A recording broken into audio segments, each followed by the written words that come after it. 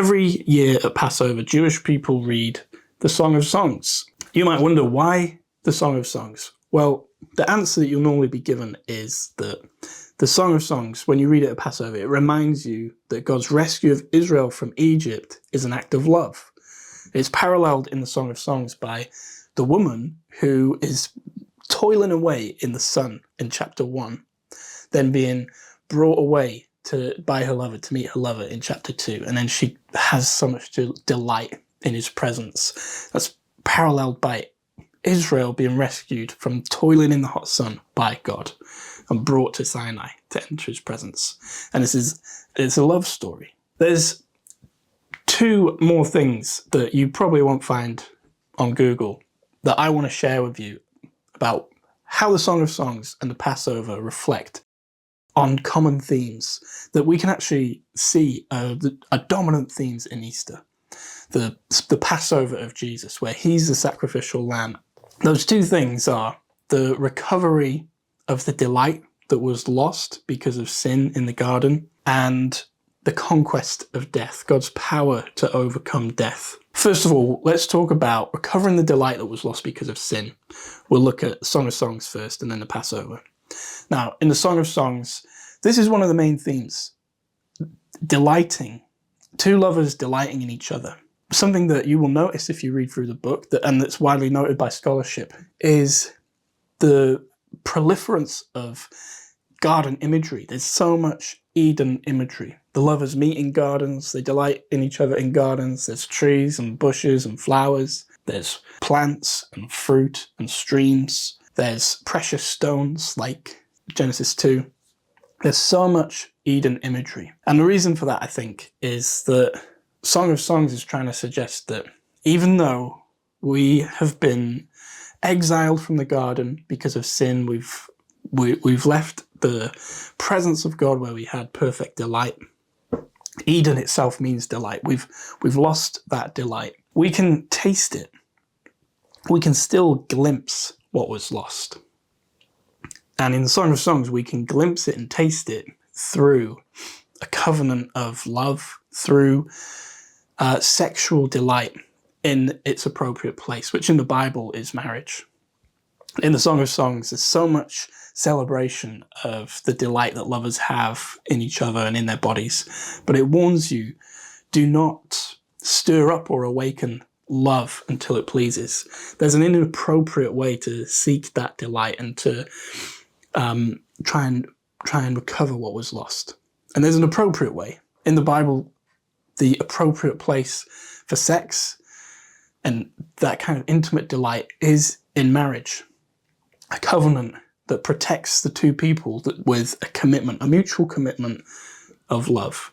There's really similar themes in the Passover story as well. This confronting sin and recovering the delight that was lost is a huge part of the Passover story. Not just the story of Jesus, but the story in Exodus of the first Passover. If we go to the start of the story of Passover, you have Moses in Exodus 4. We'll start with Exodus 4.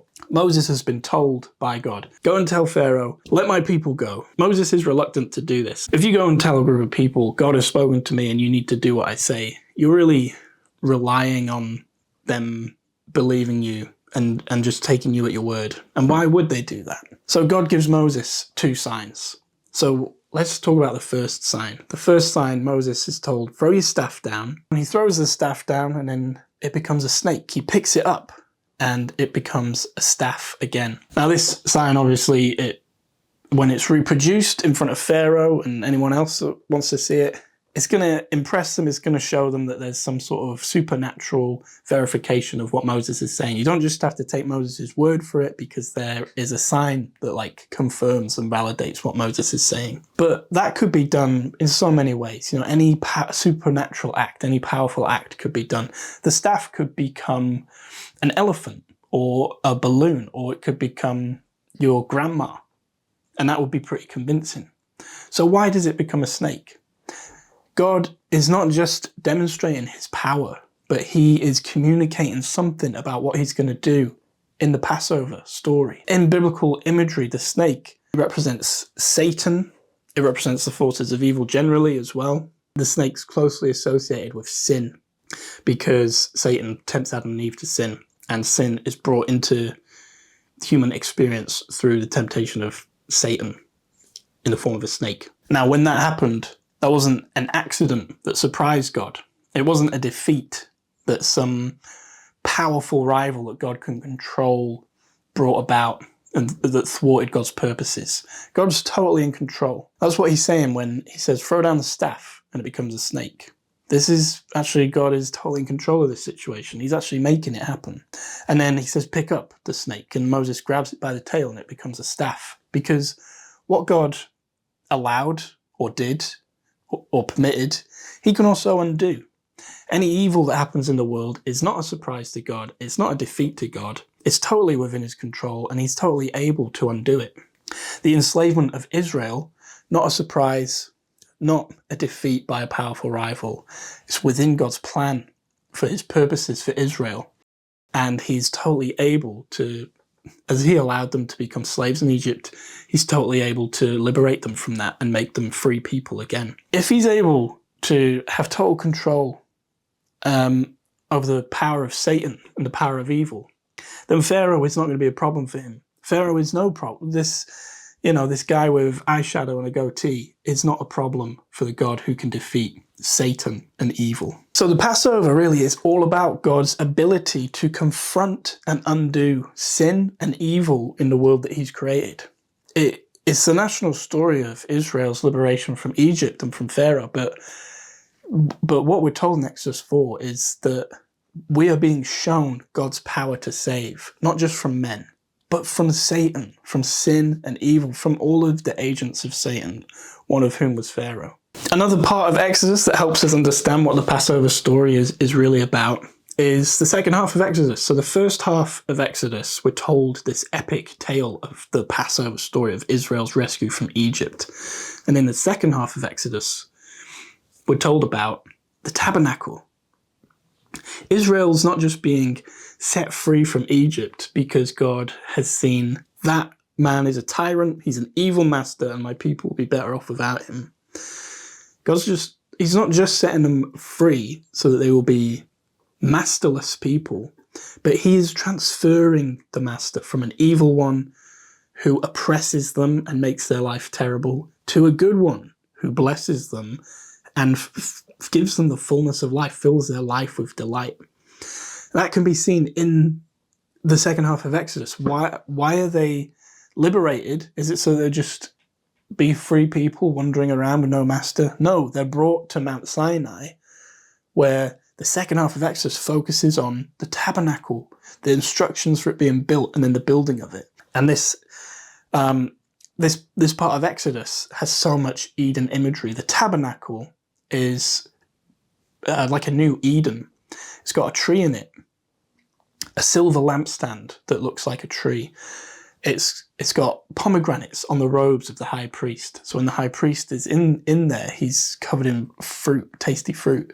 It's got cherubim decorating it. There's cherubim on the curtains, and there's cherubim by the ark. And a cherub guards the way into Eden. So the tabernacle is like a new Eden, a new place where God dwells with his people.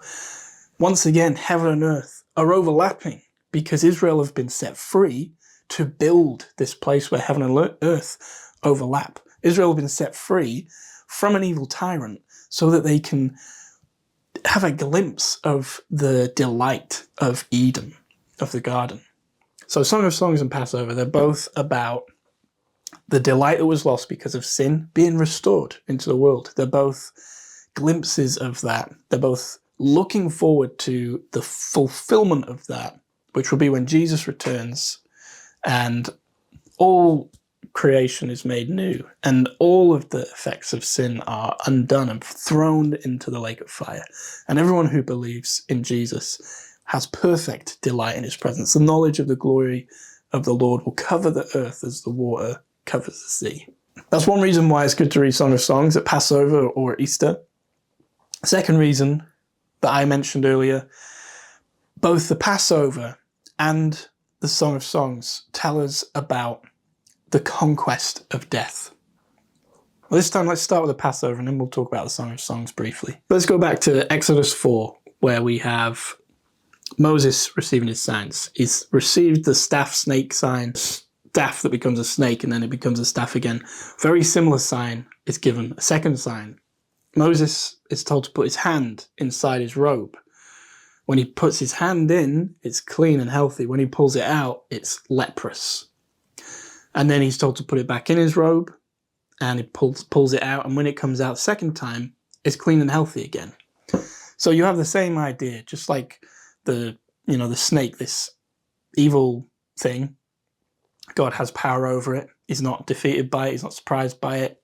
He allows it, and he can undo it whenever he likes. The same is true of death. Leprosy is like figurative of death. Leprosy, your flesh rotting even while you're still alive, flesh coming off your body, flesh dying on your body. It's like a picture of death. It's a stain of death in a living body. So Moses having, this stain of death in his hand and then being healed, it's like God is saying, not only am I powerful and sovereign over the forces of evil, the snake and all that represents, but also death itself. Death, which is the wages of sin, God can confront and undo whenever he wants. And we see that play out in the Passover story. Death is a tool that God uses to show Pharaoh his power and cause Pharaoh to submit. Death is the final plague, the 10th plague that passes over the land of Egypt. And it kills the firstborn of every Egyptian household. But the Israelites are spared because of a lamb. And this lamb is like a substitute for them. They unite with it through eating it and through hiding in its blood. And so death passes over them. God is able to protect them from death with this lamb. But then there's more. Pharaoh is thoroughly defeated and he says, fine, go. He then changes his mind though and he sends his army after them. And Israel are at the sea and they're sort of trapped. It's a difficult situation. What are they going to do? They're at the sea. Where are they going to go? They're trapped between the sea and the army. But God protects them. In a pillar of fire, he covers the rear and he causes the sea to part so that Israel can pass through the sea. In the ancient Near East, the sea is significant. It represents chaos and death. You have these monsters that want to kill and destroy the land, like Tiamat and Leviathan. The sea is like in a struggle against the land. The land is where life can thrive, and the sea is a place of danger. The sea is also associated with the land of the dead. When Jonah's thrown into the sea and he sinks down and he's swallowed by the fish, he talks about the bars of the earth closing over him, and he talks about being in the belly of Sheol, the belly of the underworld, the land of the dead, the grave, which is an example of how the sea is viewed in the ancient Near East, this dangerous place that's associated with death. But Israel walk through it. They walk through this place of chaos and death, and they're untouched by it. The pillar of fire protects them as they walk through. The pillar of fire accompanies them on their journey from Egypt to Sinai. So the pillar of fire's got to go through the sea as well, and it is not quenched. Egypt, though, the Egyptian army, when they try to follow Israel, the waves crash over them and they're destroyed and they die in the sea. When Israel passed through the sea, it's like God is leading them through death to meet with him at Mount Sinai. When Israel walked through the sea, God is demonstrating his power over death. He holds the waters at bay so that his people can live. They pass through this death figuratively to enter into God's presence and enjoy his delight. This is in the Song of Songs as well, this idea that God is able to overcome the power of death. For love is as strong as death. Jealousy is as severe as Sheol, the grave. Its flashes are flashes of fire, the very flame of the Lord. Many waters cannot quench love, nor will rivers overflow it. So here we're told about this struggle between death and love. And love is as strong as death. Love actually is able to win. There's this struggle between love and death explicitly, where they seem to be matching each other. But then there's a struggle between love and death figuratively, as this fire passes through the water and is not quenched. It sounds a lot like the pillar of fire with Israel as they passed through the sea, an unquenchable pillar of fire that is not quenched by many waters. Why is love so powerful? Well, the Song of Songs says because it's a fire, the fire of God, the flame of the Lord.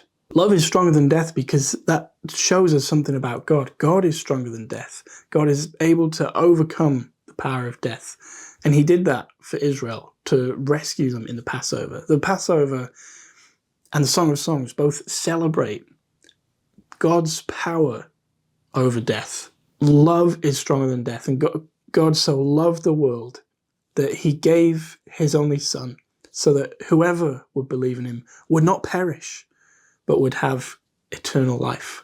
The story of Jesus' Passover, where he bears sin in his body on the cross, where he submits even to the point of death, but then rises up victorious from the grave as the first fruits of a new humanity that is free from the power of sin and death. And then he shares that humanity with whoever will believe in him, whoever will come to him, turning away from the old way, the old sin and the death that it leads to, and asking him for this new life, this new experience of being human in which we can delight in God.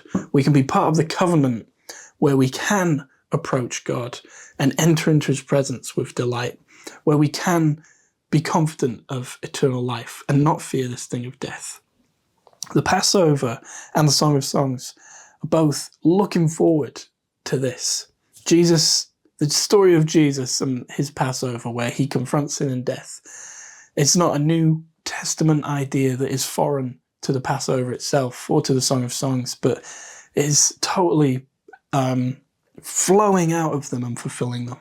I hope that this video is not just informative for you. I hope it's not just giving you a new perspective, but I hope it's inspiring you to worship God. I hope that you've seen his power to save in the Passover story. I hope you've seen the depth of his love in the Song of Songs. I hope you've seen them both in the story of Jesus' death for us.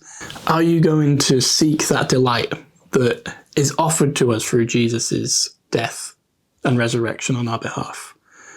Are you going to seek reconciliation with God? If that's something that you've not done before, then today could be the day. Why not do that today?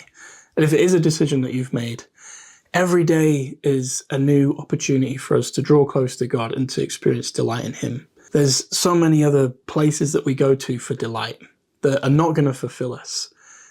What are those in your life, and how can you put them aside and today draw close to God and know him drawing near to you and satisfying your deepest desires, giving you the fullness of life and teaching your heart to delight in him? Where the paschal blood is poured, death's dark angel sheathes the sword.